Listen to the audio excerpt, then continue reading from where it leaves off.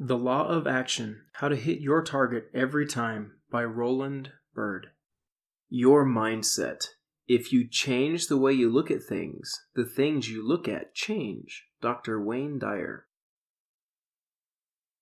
Without the proper mindset, it's difficult to achieve your goals and dreams, and that's an understatement. We've discussed the importance of working with your subconscious mind to align it with your conscious desires. Now we'll cover the importance of recognizing and correcting patterns that interfere with success. You can be serious about achieving your goals and dreams. You can work on them every day. You can feel great about them. But if you have the wrong mindset or have patterns of behavior that sabotage you, you'll have difficulty finishing what you start. In the past, I was serious about success, but I had a fragile mindset. During that time, I'd routinely sabotaged my success in many areas of my life because I didn't understand how to overcome behavioral patterns that hamstrung me. I routinely allowed other influences, real and imagined, to determine my actions instead of persisting. Here's an example. Working out. I love physical fitness. When I was younger, my idea of the ideal body was a bodybuilder's physique. I wanted to be as huge and ripped as possible. Men like Arnold Schwarzenegger, Lee Haney, Tom Platz, Robbie Robinson, and Lou Ferrigno were my idols.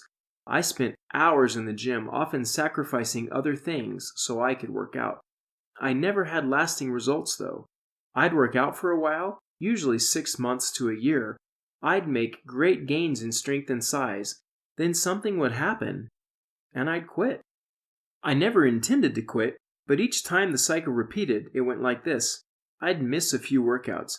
Then I'd feel guilty about missing the workouts. Then I'd imagine all my friends at the gym were wondering where I'd gone. Then I'd feel ashamed for missing my workouts.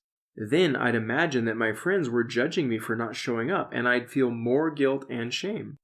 Then I'd start labeling myself a failure because I'd stopped working out, and I'd panic when I thought about going to the gym. During this cycle, I'd try to go to the gym. Often I'd get up, get ready, drive to the gym, and then sit in my car for a while in a cold sweat. I imagined the silent ridicule my friends would have for me because I'd missed some workouts.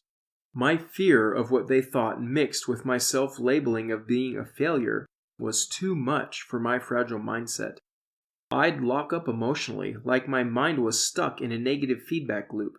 I'd sit frozen, physically unable to open the door, get out of my car, or go into the gym. In time, I'd give in to my panic, give up, and leave. This scenario played out more times than I care to count. It started when I was in high school and continued well into my 30s. I finally learned to overcome the pattern when I took up skateboarding at 34, but that's another story. If you've never experienced this sort of self-induced mental paralysis, being paralyzed from fear of what others think might sound silly or strange to you, but it's very real. It's also completely in the mind of the person experiencing it. It becomes their reality because it's where their focus is. This shows how powerful our thoughts are in shaping our personal reality. The truth is, none of my friends at the gym were close friends. They were acquaintances. They might have recognized that I was missing for the first few workouts, but they wouldn't have tracked whether I showed up or not. They certainly had more important things to worry about. If I'd have come back after missing a few workouts, they most likely would have said hi and then just gone about their business. No big deal. All the pressure, guilt, and shame I put on myself was the big deal. My imagination of what they were thinking and how the scenario would play out was the problem. I thought my way into social paralysis. Our perception of reality becomes our personal reality. My thoughts about what others were thinking and about my personal identity as a failure were my reality.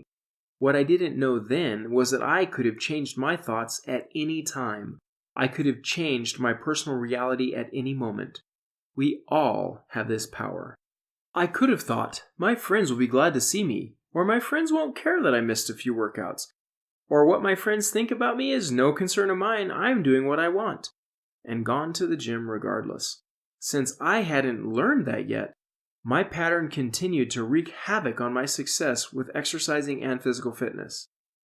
Do you have any patterns of behavior that might or perhaps do interfere with your personal success? Can you think of a time when you were doing great and then you did something that derailed the whole process?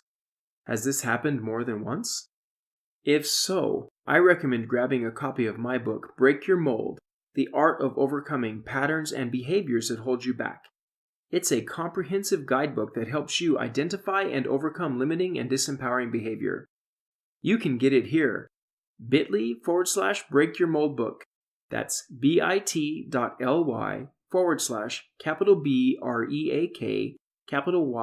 YOUR, MOLD, bit.ly/Break Your Mold Book. Now that we've discussed the importance of a healthy mindset, let's keep moving forward. Action points. Your mindset is critical to your success. Recognize and correct patterns that interfere with success. Thoughts that interfere with your success are a big deal. Change your thoughts, and you change your life.